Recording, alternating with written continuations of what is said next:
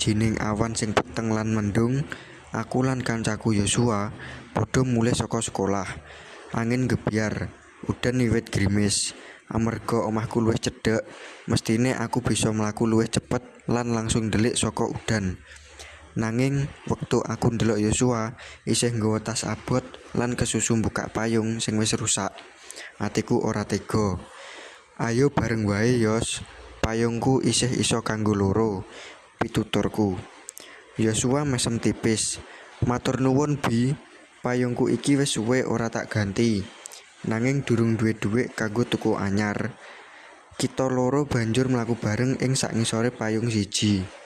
Sanajan udune lemah, becek lan sepatu padha kecemplung banyu, kita tetep guyon lan cerita apa wae sing ana ing pikiran. Yosua nyritakake yen dheweke kuwatir amarga bapake lagi sakit, lan dheweke arep gagas kerja sambilan supaya bisa mbantu ibune. Aku mung nyemangati, "Jos, kowe ora dhewekan. Yen perlu apa-apa, cerita wae, kancamu akeh."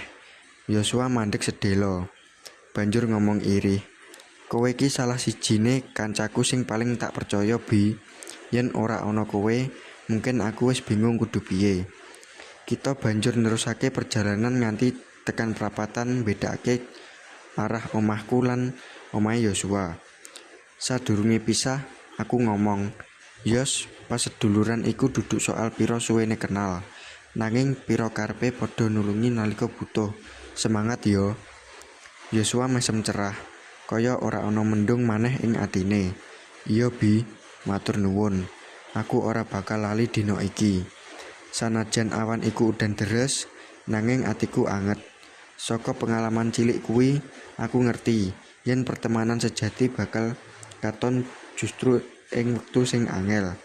Ora perlu bingkisan utawa janji-janji gedhe. Cukup melu mlaku bareng ing sangisore payung cilik, nanging atine padha nglindungi siji lan sijine.